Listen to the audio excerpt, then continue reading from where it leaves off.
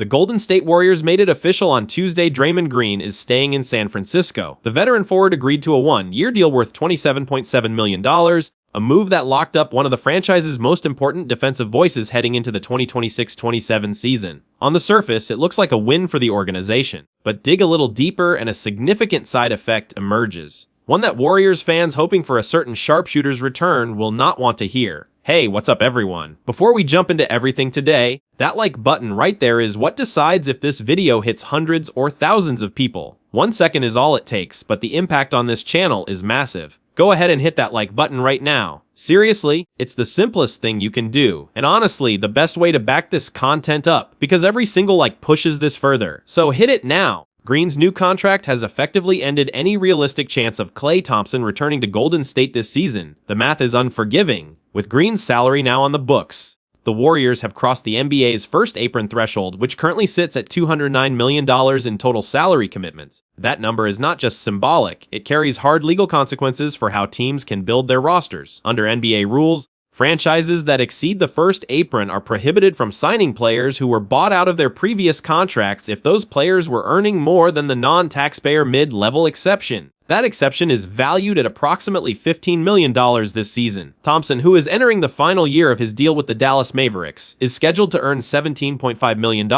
That puts him squarely above the threshold, making a simple buyout and sign path completely unavailable to Golden State. The only legal route left for the Warriors to add Thompson to their roster would be through an outright trade, but with his salary sitting at $17.5 million, packaging a deal that works financially would require creative roster maneuvering and a willing trade partner on the Dallas side. That combination is, at best, highly unlikely, and most analysts consider it a practical non-starter given where both franchises currently stand in terms of priorities and roster construction. It was not supposed to go this way. Just 1 week before Green's signing was announced, Thompson gave Warriors fans a reason to dream. At Fanatics Fest, he responded to fan questions in a way that left the door open, at least emotionally, for a return to the city where he built his legacy and collected 4 championship rings. His comments generated buzz across NBA media circles and reignited a conversation that many thought was over when he signed with Dallas in free agency. There was even a scenario in which Draymond could have helped make a reunion possible. Had Green agreed to a contract with a first-year value around $14 million, the Warriors would have remained under the first apron limit.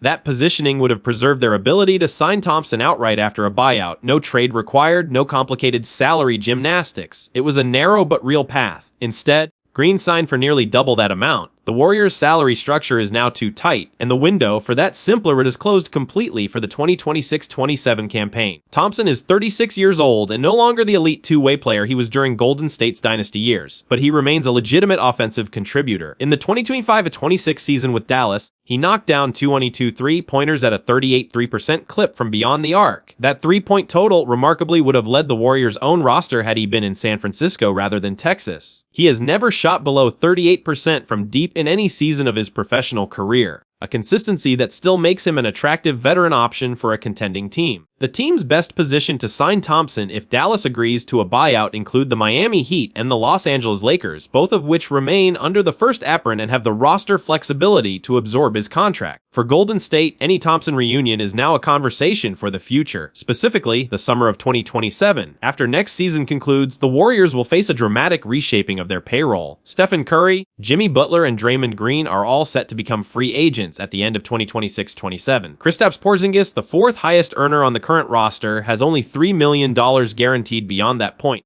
That financial reset will give the Warriors significant cap space, potentially enough to pursue the most expensive free agents available on the market. Names like Nikola Jokic have already been floated in connection with that window. Whether Thompson would factor into those plans remains unclear. A veteran minimum contract for the then 37-year-old Thompson would be a low-risk, high-upside move for a Warriors team building toward another championship run. His chemistry with Stephen Curry is well documented and unquestionable. When asked about his former teammate back in December, Curry was direct. He said simply that he wished Thompson was still with the team. That kind of endorsement carries weight in any front office conversation. For now, though, the arithmetic of this season has spoken. Draymond Green stays. The salary cap consequences follow, and Klay Thompson's path back to the Bay, at least for 2026-27, has been shut down before it ever had a real chance to open. The criticism is no longer coming from one direction. It is arriving from multiple corners of the sports media landscape simultaneously, and the message is consistent. The Golden State Warriors are mismanaging the final competitive years of one of the greatest players in NBA history. Stephen Curry, widely regarded as still capable of leading a deep playoff run, is not being given the supporting cast his talent deserves, and a growing number of respected voices are saying so loudly and publicly.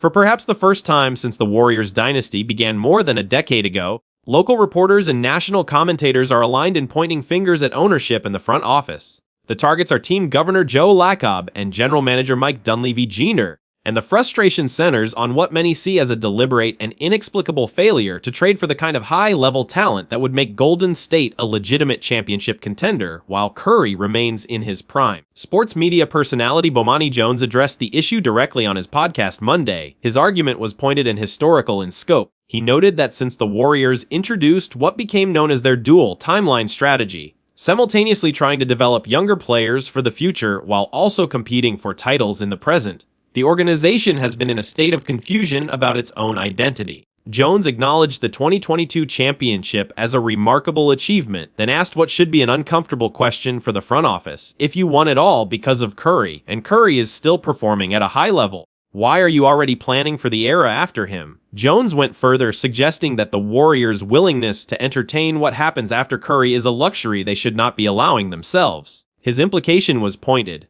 If the front office does not believe Curry is a player who can still lead a title run right now, then they should trade him to a team that does. Otherwise, the responsibility is to build around him with urgency. Bill Simmons, the veteran NBA commentator and founder of the Ringer Media Network, echoed that sentiment with equal directness. His frustration centered on the apparent disconnect between Curry's demonstrated capabilities and the front office's level of investment in surrounding him with help. Simmons pointed specifically to Curry's performance at the Paris Olympics as evidence of what he can still accomplish at the highest level of competition. To have a player of that caliber potentially heading toward a play-in-tournament situation, Simmons argued, represents a fundamental failure of organizational priorities. His verdict was simple: the situation is outrageous. Analyst Sam Esfandiari offered perhaps the most damaging internal critique. On his podcast, Esfandiari argued that the Warriors' front office has essentially taken advantage of Curry's loyalty and patience. Curry, who has never publicly threatened a trade demand, has never used his leverage to pressure the organization into action. Esfandiari believes the front office is aware of that loyalty and has used it as cover, knowing they can always explain to Curry why each potential trade did not come together. The deeper implication is that winning was never truly the primary objective.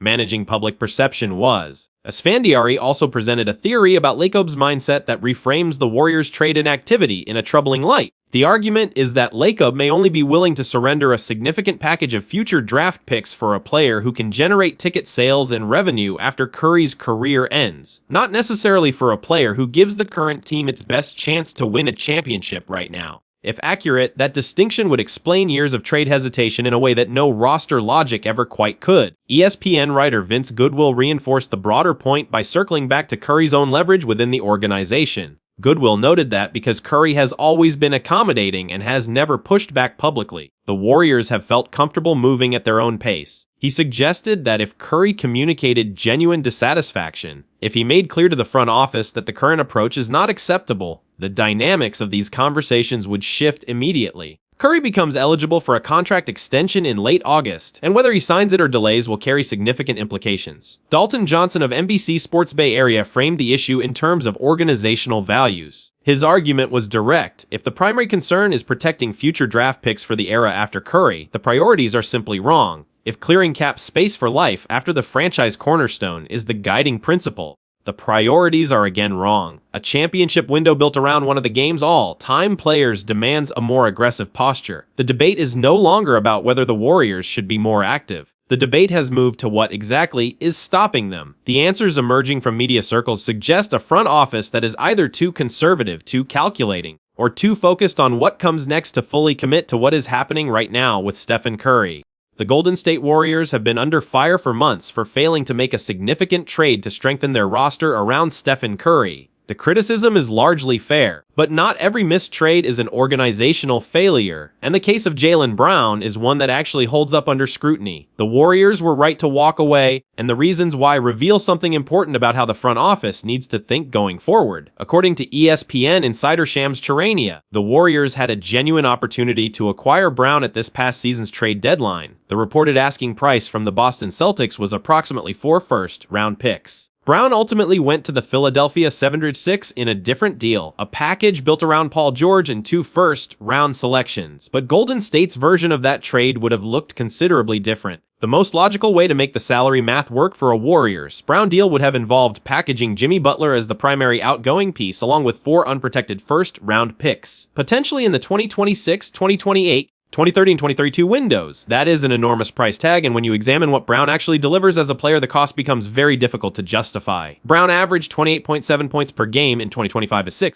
which places him comfortably in the tier of players most fans would call a star. But the numbers that matter most to front offices tell a more complicated story. Brown's true shooting percentage last season was 5.73, a figure that reflects solid but not elite efficiency. His assist-to-turnover ratio was average for a player in his role. Most tellingly, according to Cleaning the Glass, the Boston Celtics actually performed better as a team with Brown off the court in each of the last 4 seasons. That is not the profile of a franchise-altering player worth 4 unprotected first-round picks. Compare those numbers to the players who legitimately carry that price tag. Shai Gilgeous-Alexander posted a .665 true shooting percentage last season with a net rating impact of plus 11.7. Giannis Antetokounmpo checked in at .6658 with a plus 13.8 net rating contribution. Even Luka Doncic, whose numbers come with legitimate efficiency concerns, produced a net rating of plus 4.9, still meaningfully ahead of Brown's minus 5.6. The gap between those players and Brown is not marginal. It is substantial. And it defines the difference between a player who changes a franchise's championship ceiling and one who simply sounds like he should.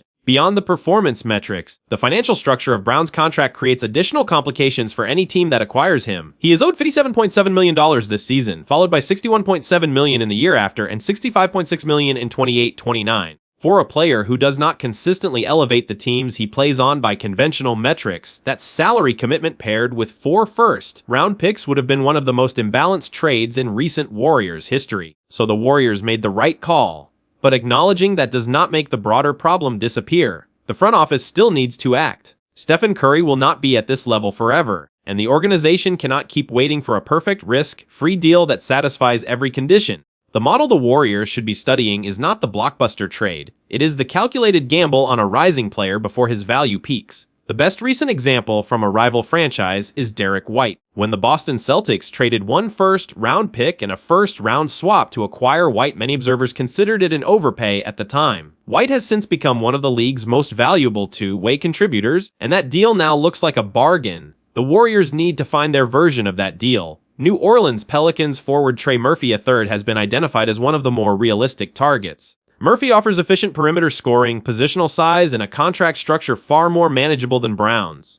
At an estimated cost of around 3 first-round picks, analysts who cover the league consider him a significantly better value proposition than the Brown deal would have been. But the Warriors' approach should not be limited to Murphy alone. General manager Mike Dunleavy-Jeter needs to cast a wider net and identify under 30 players with clear upside. Players who could take a meaningful step forward in their development when placed within Golden State's offensive system alongside one of the sport's greatest facilitators. 1 or 2 first-round picks for the right player in the right situation could transform this team's trajectory without gutting the future entirely. The Warriors passed on Jaylen Brown for the right reasons. Now the challenge is to show that exercising that discipline was not an excuse for continued inaction, but rather the foundation for a smarter, better targeted move that finally gives Stephen Curry what he has earned.